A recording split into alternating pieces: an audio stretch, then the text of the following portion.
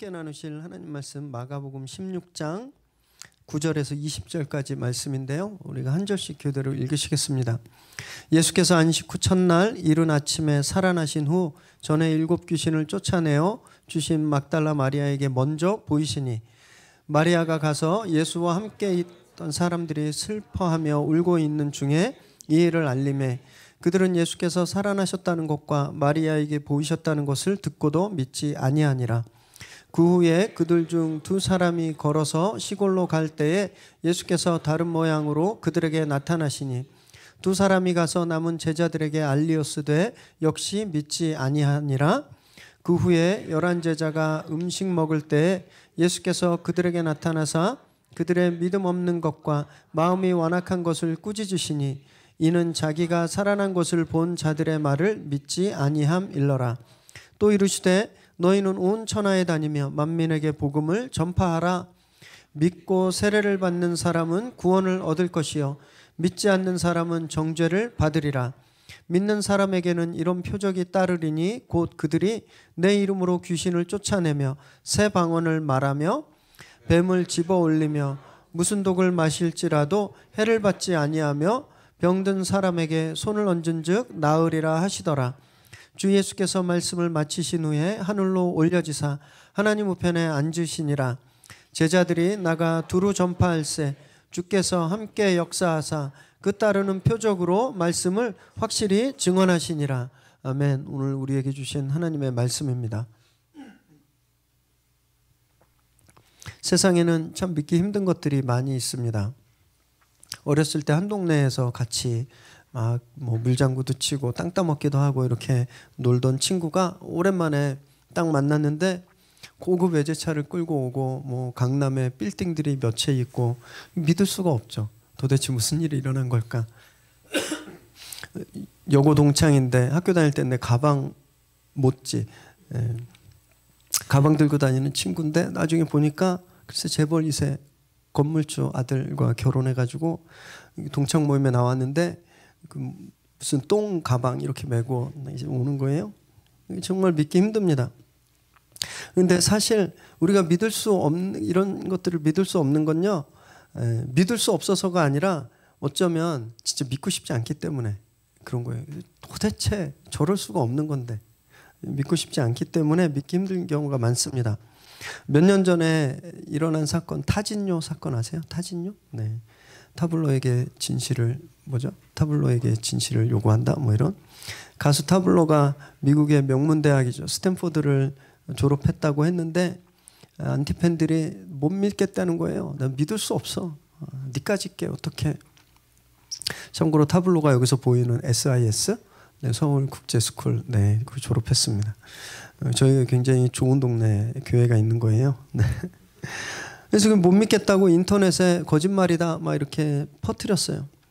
사람들이 이게 별거 아닌 거예요. 뭐 스탠퍼드를 나오든 뭐 스탠레스를 나오든 그게 무슨 상관이 있겠어요?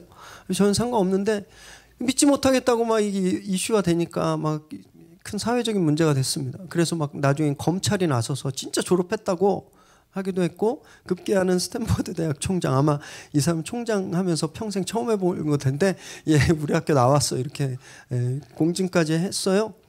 그런데도 못 믿는다는 겁니다. 그런데도 사실이 중요한 게 아니었던 겁니다. 사실이 중요하지 않아요. 얘가 진짜 나왔는지 안 나왔는지 중요한 게 아니에요. 그냥 내가 믿고 싶지 않으니까 믿지 않는 겁니다. 지금도 이런 일들이 일어나고 있어요. 그죠? 온 사회가 정말 그 아주 샤프하게 둘로 나뉘어서 서로 못 믿습니다. 팩트를 다 갖다 보여주고 이게 진짜야 다 설명해도 절대 안 믿어요. 왜냐하면 믿지 않으려고 하는 의지가 너무 강해서. 안 믿기로 작정한 거예요. 그러니까 앞에 아무리 사실을 갖다 놔도 믿질 않는 겁니다. 여러분 지금 여러분 지구가 동그랗다는 거 다 아시죠? 지구 동글잖아요. 그런데 이 세상에 지구가 평평하다고 믿는 사람들이 2만 명이나 있습니다. 이 사람들이 모여서 정기적으로 집회도 해요. 집회. 그리고 지구가 평평하다는 것을 실험까지 해요. 네. 이런 사람들이 있어요. 안 믿기로 작정하면 믿지 않는 겁니다. 그래서요 믿음은요 팩트를 보고 생기는 게 아니에요. 믿음은 진짜, 진실, 팩트를 보고 생기는 게 아니라는 겁니다. 그래서 믿음은 그런 팩트보다 의지가 더 중요한 거예요. 의지. 믿으려고 하는 의지, 그것이 훨씬 더 중요한 겁니다. 그래서 성경에 믿음이란 단어가 무려 235번이나 나오는 겁니다. 우리가 자꾸 안 믿으려고 그러니까 우리 죄된 의지가 자꾸 못 믿는 거예요. 말씀을 못 믿고 예수님에 대해서 못 믿고 자꾸 불신하려고 하니까 235번이나 계속 믿음 이렇게 말하고 있는 겁니다. 믿음이 그렇게 어려워요. 믿음이. 심지어 오늘 본문에 보면요, 예수님과 함께 그냥 예수님의 일거수일투족을 3년간 보고 그분의 행하신 그런 놀라운 능력을 봤던 제자들도 믿음이 없었습니다. 오늘 아까도 광고 때 말씀드렸지만 정확히 작년 9월 16일 저희 마가복음 시리즈를 시작했습니다. 56회로 오늘 대단원에 막이 내려요. 1년 2개월 동안 우리가 이 마가복음을 통해서 예수님께서 선포하신 복음, 또 하나님의 나라가 무엇이고 어떤 능력이 있는지 저희가 아주 자세하게 샅샅이 살펴보았습니다. 그러면서 때로는 좀 힘들기도 하셨죠. 동의할 수 없으니까. 나는 성공하는 것, 나는 부자가 되는 것, 나는 유명해지는 것, 나는 이게 축복이라고 생각했는데 그걸 원하는데 예수님은 우리에게 자, 뒷자리로 가라, 섬겨라, 종이 되라, 낮아져라, 포기해라, 심지어 죽어라.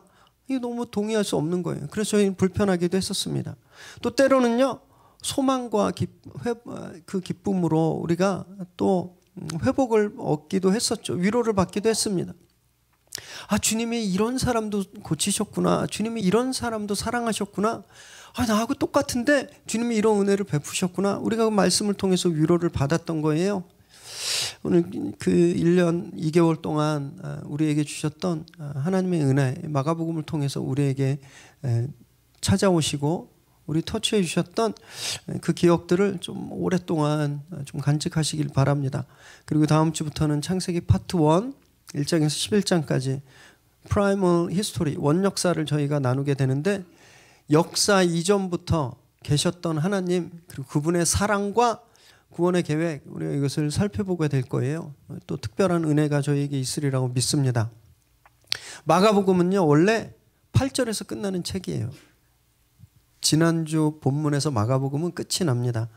그래서 오늘 본문을 여러분들이 성경책에서 보시면 괄호로 묶여 있어요. 9절부터 20절까지. 제가 요거 말씀을 드리는 이유는 저희 커브 주니어 형제들 커브의 한 형제님이 꼭 이런 거 되게 궁금해 하시는 분 있어요. 왜 여기가 비어 있어요? 왜 여기 없음이라고 나와요? 그래서 제가 설명드리는 거예요. 원래 8절에서 끝납니다. 9절에서 20절까지는 추가된 본문으로 그 여겨지고 있어요. 그래서 성경에 가장 권위 있는 텍스트로 인정받는 여러 가지 사본들이 있습니다. 그 사본들은요, 8절이 어떻게 끝나냐면 그들은 무서워했다. 왜냐하면 이러고 끝납니다. 이 마가복음이 이렇게 끝나는 책이에요. 일종의 오픈 클로징이에요. 마감됐는데 열려 있어요. 결론이 안 난 겁니다. 네. 무서워했어. 왜냐하면 이러고 끝나는 거예요.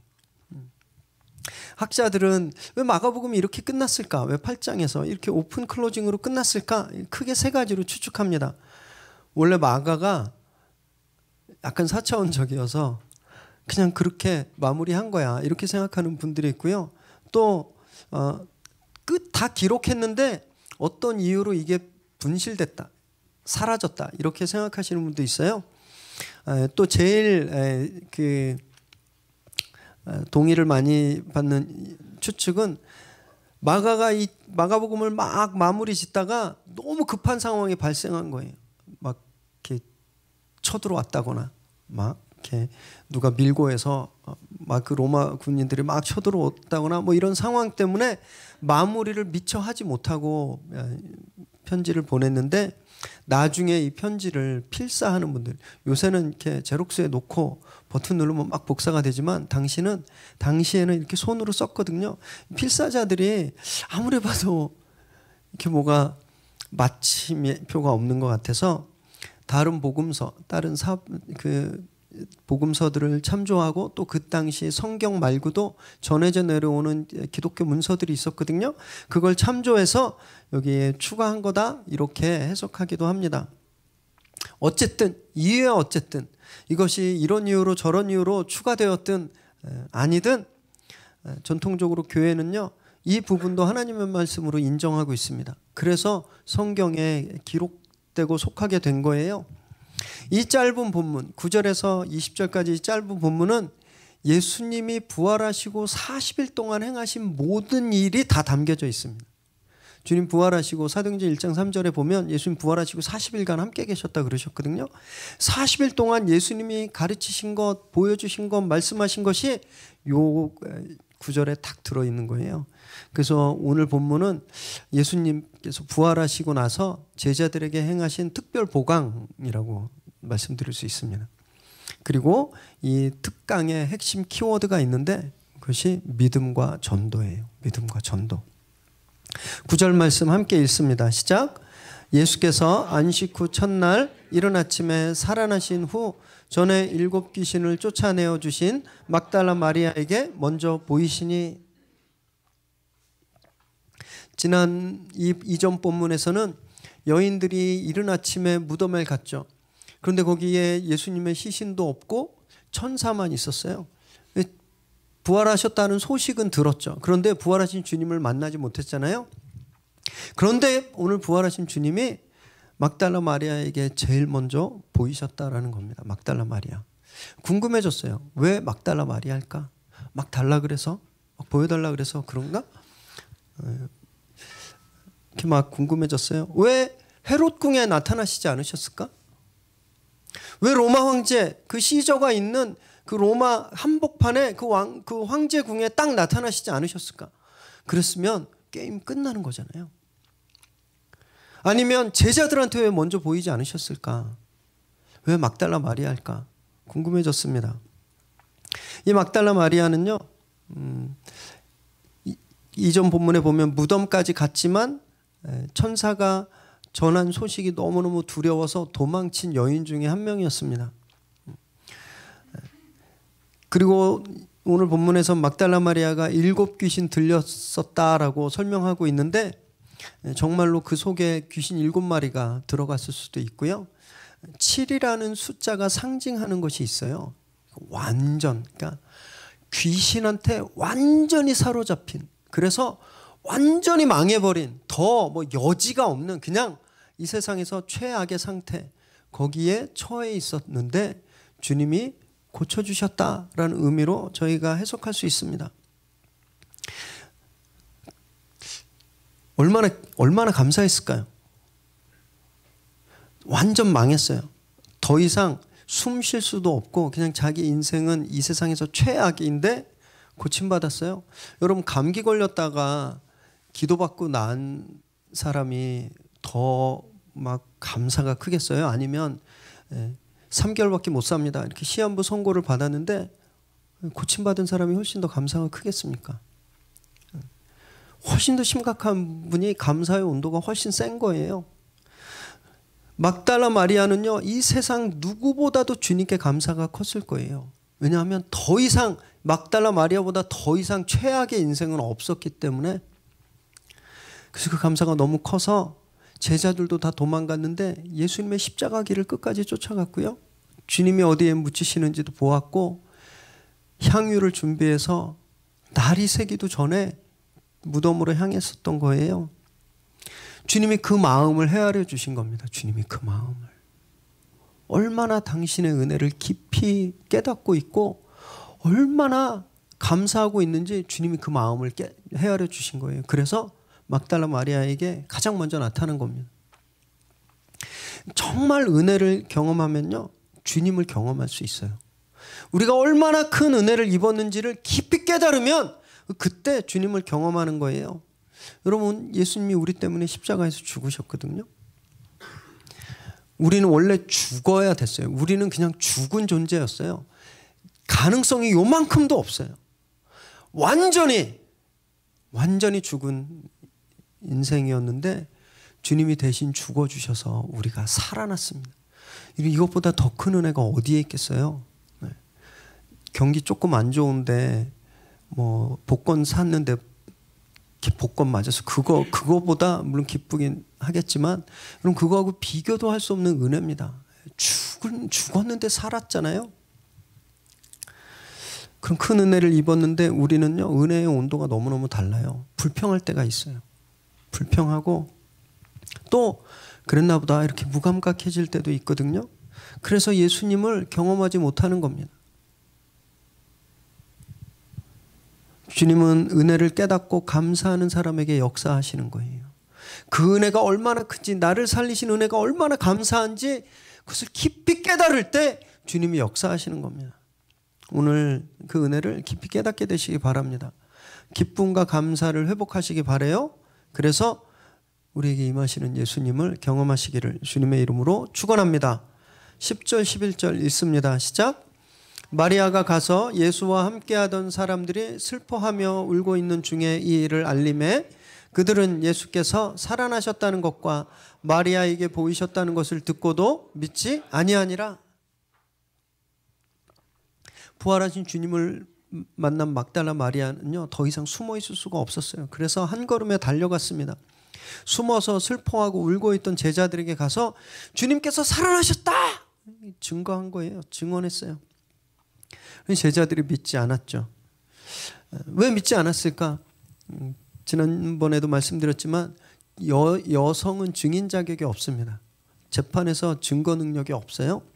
그런 여인이 말하니까 여성의 증거라 믿기 어려웠을 수도 있었을 거예요. 아니면요, 사람이 죽었다 살아나는 것 자체가 우리 경험이랑 안 맞잖아요. 우리 상식이랑 안 맞잖아요. 믿을 수 없는 사실인 거예요.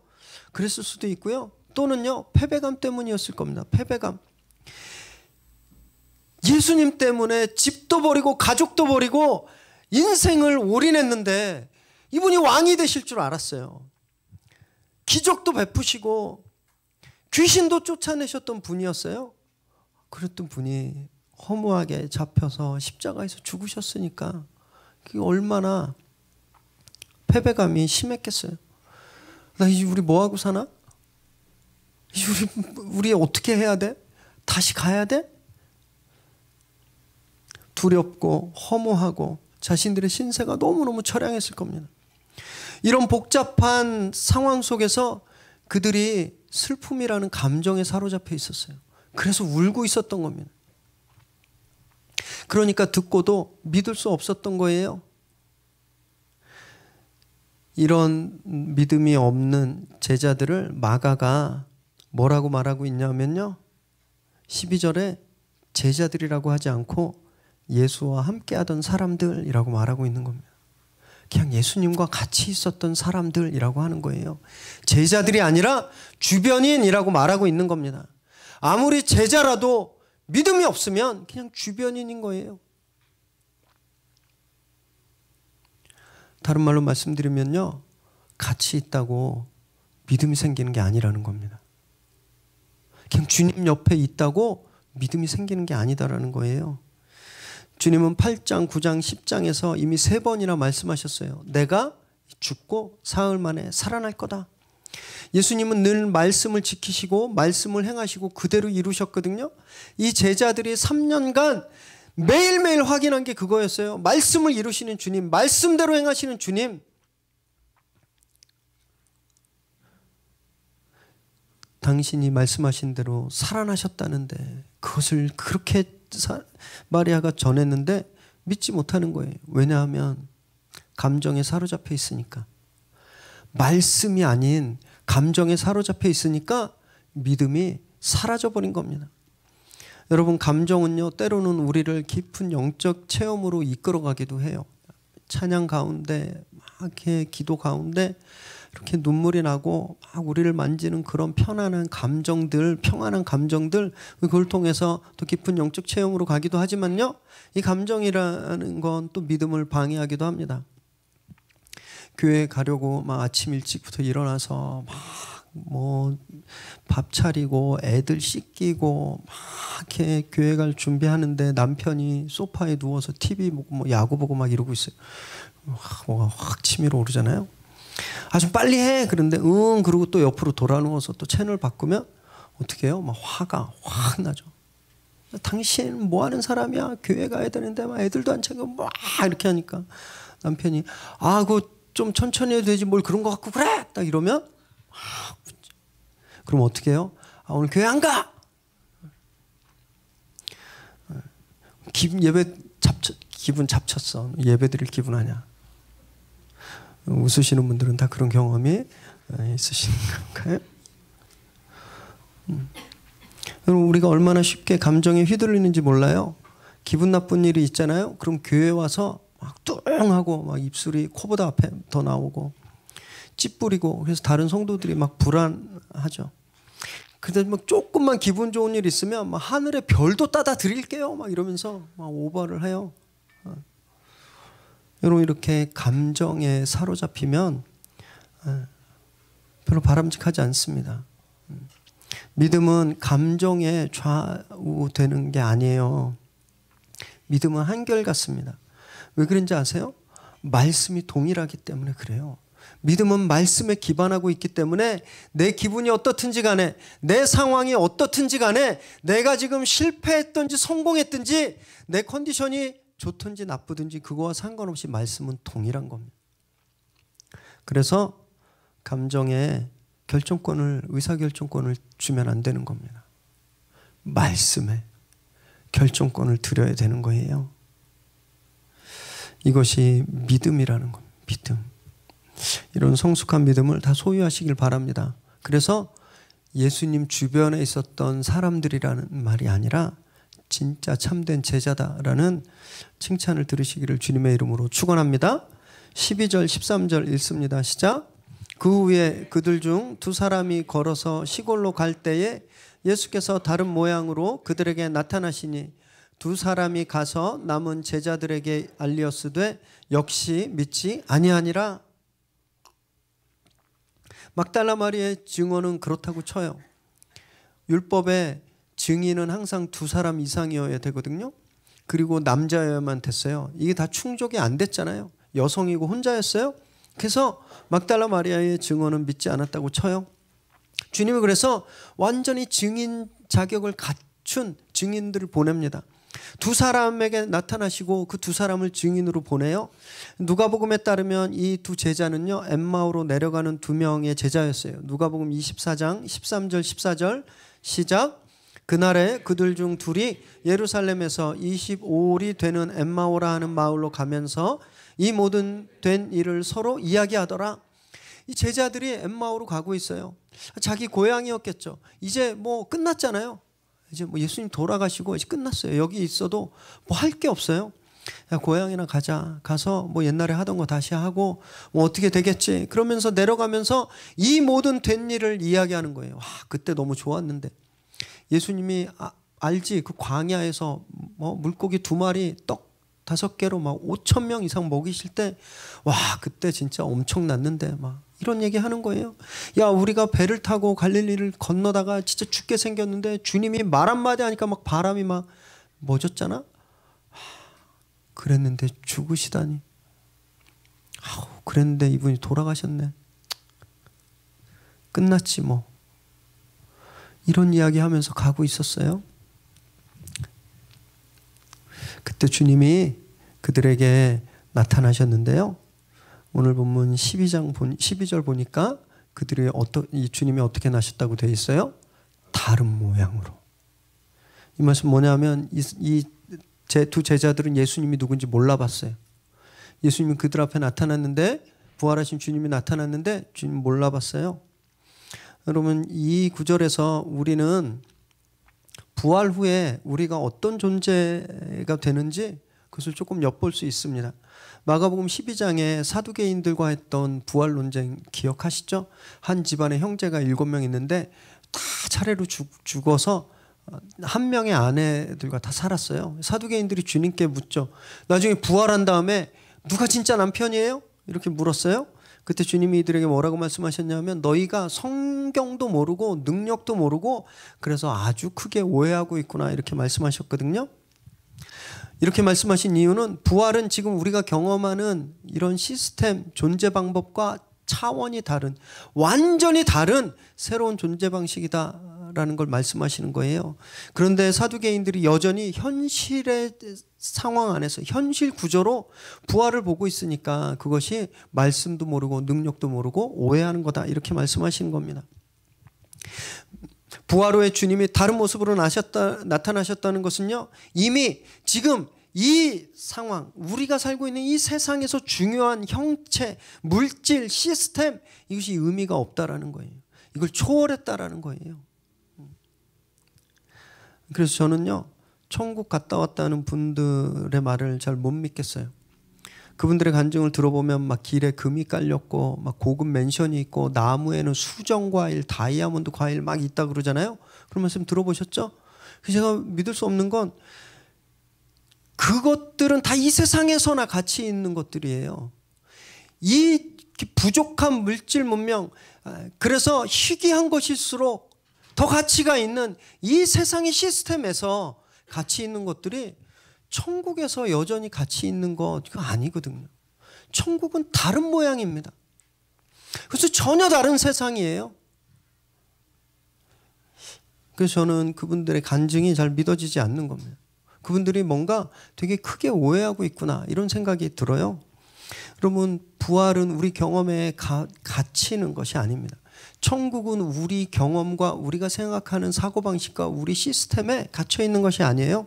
그래서 그 부활을 가둬두시면 안 되는 거예요. 이 엠마오로 가던 두 제자들은요, 주님과 대화하고 식사하면서 주님이신 줄 깨닫게 됩니다. 그래서 이들이 가던 길을 돌이켜서 갈릴리로 다시 왔어요. 그래서 제자들에게 전합니다. 한 명의 여성이 증언 자격이 없었는데 이제 법적으로 완전 증인의 자격을 갖춘 두 명의 남성이 예수님의 부활을 증언했어요. 그런데도 제자들이 믿지 않았습니다. 믿는 게 진짜 얼마나 어려운지 보여주는 거예요. 사람들은요, 기독교가 굉장히 쉬운 종교인 줄 압니다. 아무것도 안 하고 그냥 믿으면 된다고 생각해요. 그게 얼마나 쉬워? 그냥 믿습니다 하면 되네? 불교는 막 고된 수양을 하고 추운데 얼마 전에 신문 보니까 동안거 뭐 이렇게 하는데 석 달 동안 텐트에 들어가서 씻지도 않고 막 있어야 된대요. 얼마나 힘들겠어요. 그런 고된 수행을 해야 너바나에 들잖아요. 이슬람, 힌두는 그 경전을 잘 지켜야 됩니다. 거기에 쓰여 있는 것들을 지켜야 해요.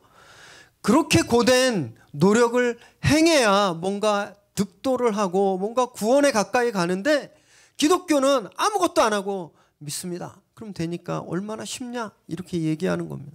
진짜 큰 착각이에요. 진짜 큰 착각. 오히려 수행하고 연습해서 믿음을 얻고 구원을 얻으면 전 그렇게 하겠어요. 전 진짜 그렇게 하겠어요. 수행은 연습하면 어느 정도 할 수 있어요. 경전에 나오는 규칙도 열심히 노력하고 따르면 웬만큼 되거든요. 그러니 믿음은요, 절대 우리가 노력하고 연습하고 훈련한다고 생기는 게 아닙니다. 믿음은 오직 말씀이 내 안에 들어올 때 그때 생기는 거예요. 엠마오 두 제자들이 예수님과 대화할 때 주님이 그 말씀을 풀어주셨거든요. 그 말씀을 풀어주시니까, 그래서 말씀이 그 안에 들어오니까 예수님인 줄 알게 된 거예요. 말씀과 하나 될 때 믿음이 생기는 겁니다. 그때 믿게 되는 거예요. 제자들은요, 그 말씀과 하나 되지 못했습니다. 수차례 말씀을 주셨지만 말씀과 하나 되지 못하니까 못 믿은 거예요. 못 믿은 거. 증인들의 증인언을 못 믿은 겁니다. 그래서 이들이 책망을 받게 된 거예요.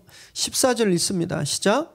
그 후에 11 제자가 음식 먹을 때 예수께서 그들에게 나타나사 그들의 믿음 없는 것과 마음이 완악한 것을 꾸짖으시니 이는 자기가 살아난 것을 본 자들의 말을 믿지 아니함일러라. 마음이 굳어 있으니까 말씀이 들어올 수 없어요. 마치 돌짝밭에 씨앗이 뿌려졌을 때 뿌리를 내리지 못했던 것처럼 믿음이 그 안에 뿌리를 내리고 자랄 수 없었던 겁니다. 주님이 지금 이것을 꾸짖으셨어요. 이것을 꾸짖으셨어요. 제가 이 본문을 묵상하면서 너무너무 하나님 주님께 감사했습니다. 주님이 제자들의 배신을 책망하지 않으시는 거예요. 야 베드로, 너 뭐 입에 거품 물면서 저 뭐 죽으면 죽었지 안 그래? 네가 그랬지. 너 근데 그때 나 로마 군인들한테 맞고 있을 때 너 나한테 뭐라 그랬어? 모른다고 3번이나 했지. 네가 그러고 수제자야? 주님 이런 말씀 안 하시는 거예요. 어떻게 내가 겟세마네에서 잡힐 때 단 한 놈도 옆에 없이 다 도망가냐? 주님이 이렇게 책망하지 않으시는 거예요.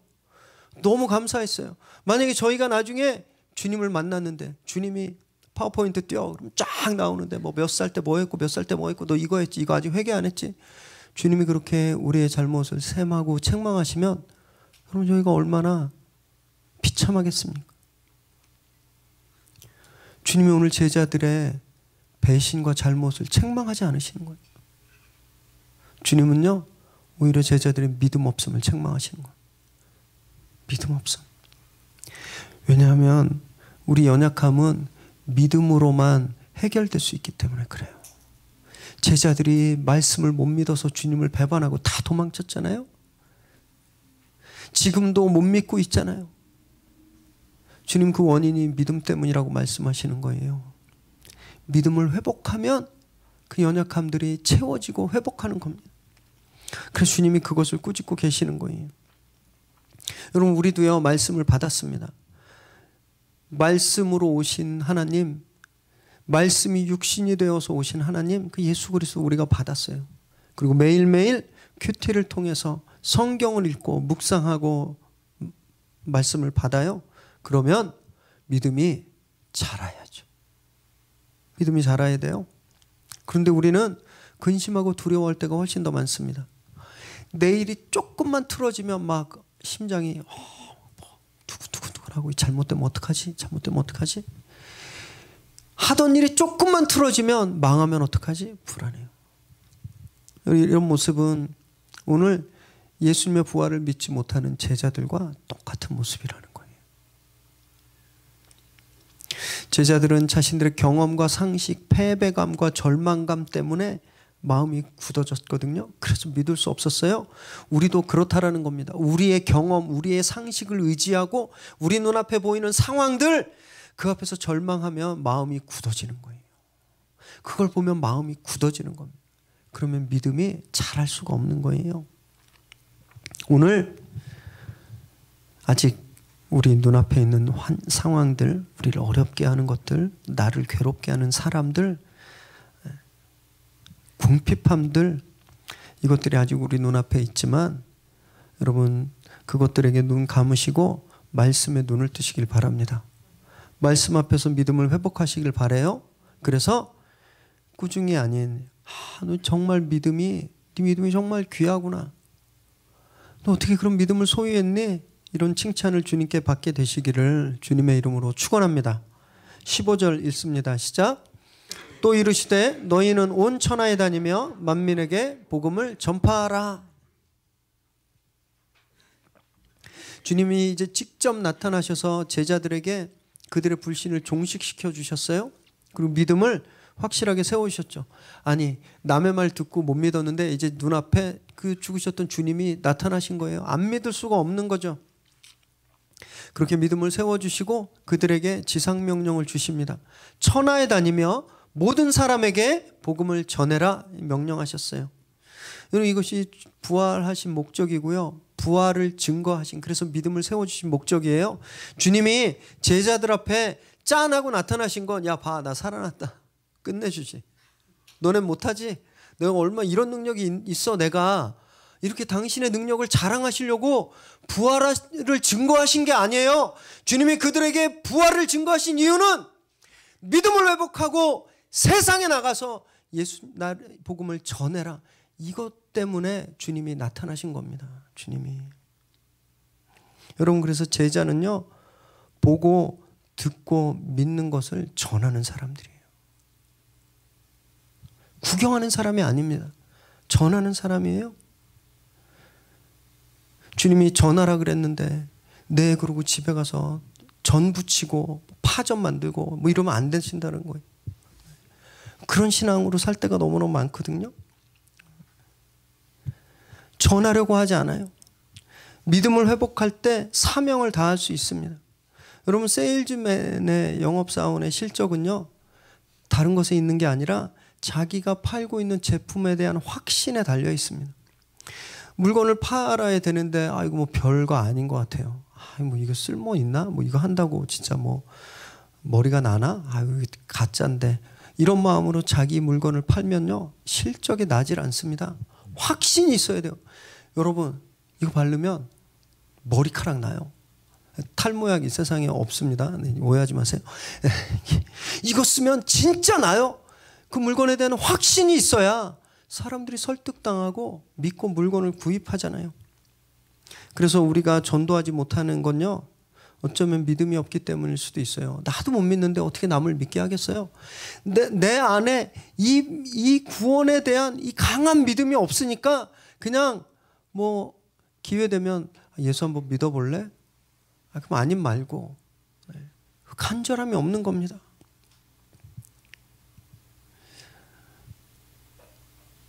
믿음을 확실하게 세우시기 바랍니다.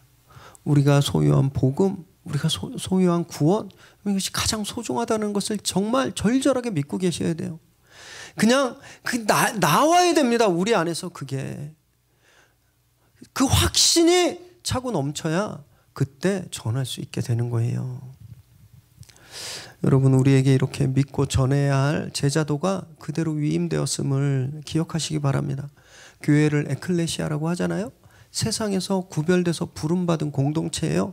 왜 구별됐냐 하면 이것을 전하게 하기 위해서. 우린 예수를 증거하는 사람입니다. 그래서 돌아보셔야 돼요. 내가 누구를 증거하고 있는가? 내가 어제 하루 살았는데, 내가 회사에 나가서 일주일을 살았는데 내가 누구를 증거했는가? 어쩌면 세상의 시스템, 돈을 잘 버는 시스템, 성공하는 메커니즘, 내가 그걸 증거하고 있지 않았나? 아니면 나는 진짜 예수님을 증거했나? 돌아보셔야 됩니다. 예수님의 부활을 날마다 증거하고 있는지, 아니면 내가 나를 증거하고 있는지 날마다 보셔야 돼요. 가족들의, 나에 대해서 말하는 가족들의 이야기, 친구들이 나를 평가하는 그런 평판들에 귀를 기울여 보십시오. 그러면 내가 평소에 누구를 증거하고 전했는지 잘 알게 됩니다. 참된 제자의 삶을 사시길 바랍니다. 그래서 우리를 통해서 오직 예수 그리스도만 드러나고 전해지기를 주님의 이름으로 축원합니다. 17절, 18절 읽습니다. 시작. 믿는 자들에게는 이런 표적이 따르리니 곧 그들이 내 이름으로 귀신을 쫓아내며 새 방언을 말하며 뱀을 집어 올리며 무슨 독을 마실지라도 해를 받지 아니하며 병든 사람에게 손을 얹은즉 나으리라 하시더라. 주님은 제자도를 명령하시면서 그렇게 복음을 믿는 자에게는 이런 표적이 따른다라고 말씀하십니다. 귀신을 내쫓고 새 방언을 말하고 뱀을 만지거나 독을 마셔도 끄떡없다. 병든 사람에게 손대면 낫게 된다. 이렇게 말씀하시는 거예요. 지금 말씀하고 계신 이 모든 기적의 내용들 예수님께서 공생애 때 직접 보여주신 겁니다. 우리가 그분의 능력을 믿으면 그 능력이 그대로 우리 것이 된다라고 말씀하시는 거예요. 그런데 여기에 한 가지 절대 전제 조건이 있는데 예수 이름으로라는 겁니다. 예수 이름으로. 내 이름으로 행한다고 되는 게 아니에요. 귀신의 이름으로는 흉내낼 수 있습니다. 그런데 그게 진짜가 아니라는 겁니다. 오직 예수 이름, 그 예수 이름을 믿으면 파워가 생긴다라는 거예요. 마가복음 9장에서 귀신 들린 아들을 데리고 온 아버지가 예수님께 이랬죠. 선생님, if you can, 하실 수 있으면. 그때 주님이 뭐라고 말씀하셨어요? 너 지금 무슨 소리 하고 있냐? 믿는 자에겐 능치 못할 일이 없다. Nothing is impossible. 믿는 자에게는 능치 못할 일이 없다고 말씀하셨어요. 지금 그 말씀을 다시 하는 거예요. 믿는 사람에겐 모든 일이 가능하다라고 말씀하십니다. 그리고 이 말씀처럼 실제 사도행전에 보면은요, 초대교회엔 기적과 표적들이 많이 나타났잖아요. 여러분, 이 말씀이 오늘 우리에게도 유효함을 믿으시기 바랍니다. 이 말씀이 오늘도 살아서 우리에게 도전하고 있음을 믿으시기 바라요. 그래서 우리는요, 안 된 일이 있죠. 옛날에 해봤는데 안 됐어요. 그래서 포기해버린 것들이 있잖아요. 그래서 나한테 상처만 남긴 어떤 일들이 있어요. 그 문제들이 너무 강력하고 커서 우리가 실패한 게 아닐지도 모른다라는 거예요. 어쩌면요, 우리 믿음이 없어서 우리가 그렇게 실패했을 수도 있습니다. 오늘 믿음을 강하게 세우시길 바랍니다. 주님이 분명히 말씀하셨어요. All things are possible. 모든 것이 가능하다. 오늘 그 말씀을 믿음으로 붙드시고 불가능하다고 생각했던 것들을 다 돌파해 버리시기를 주님의 이름으로 축원합니다. 19절 20절 읽습니다. 시작. 주 예수께서 말씀을 마치신 후에 하늘로 올려지사 하나님 우편에 앉으시니라. 제자들이 나가 두루 전파할새 주께서 함께 역사하사 그 따르는 표적으로 말씀을 확실히 증언하시느라. 주님은 제자들에게 사명을 부여하시고 이제 40일째 하늘로 승천하십니다. 그래서 하나님 우편에 앉아 계셨다고 되어 있어요. 여러분, 이 하늘로 올라가셨다는 의미는 이제 주님이 이 세상과 더 이상 상관없는 차원이 다른 그냥 저곳에, 우리와 상관없는 곳에 가셨다라는 뜻이 아닙니다. 주님이 하나님의 오른쪽에 앉아 계셨다는데 오른편은 권능의 자리, 통치의 자리라는 뜻을 가지고 있어요. 주님이 그곳에서 여전히 우리를 지배하시고 우리를 통치하시고 우리를 인도해 주신다라는 말이에요. 그래서 제자들이 두루 다니면서 복음을 전할 때 말씀하신 그대로 역사하셔서 그들에게 표적을 보여주셨다라는 겁니다. 복음을 믿는 자에게는요, 이렇게 하나님의 우편에 앉아 계신 주님의 권능이 임하는 거예요. 우리가 그 말씀을 믿고 우리가 그 말씀을 전하면 주님께서 행하셨던 그 권능이 지금 하나님의 우편에 앉아 계셔서 지금도 역사를 통치하시고 이 세계를 지배하시는 그분의 능력이 우리를 통해 드러난다라는 것을 믿으시기 바랍니다. 주님은요, 사명을 감당하는 자들과 함께 하세요. 주님은 사명을 구경하는 자들과 함께 하시는 것이 아니라 믿음으로 그 사명에 뛰어든 자들, 그들과 함께 일하시는 것을 믿으시기 바랍니다. 문제는요, 우리가 부활의 소식을 듣고도 믿지 않았던 제자들처럼 의심과 두려움에 사로잡힌다는 데 있는 거예요. 여러분, 그래서 능력이 안 나타나는 겁니다. 그래서 오늘 믿음으로 의심을 다 몰아내시기 바랍니다. 부활하신 주님은 지금도 우리와 함께 하신다는 사실을 분명하게 믿으시기 바라요. 오늘 그 믿음으로 우리에게 주어진 거룩한 사명, 복음 전도의 사명을 정말 담대하게 감당하는 저와 여러분 되시기를 주님의 이름으로 축원합니다. 기도하겠습니다.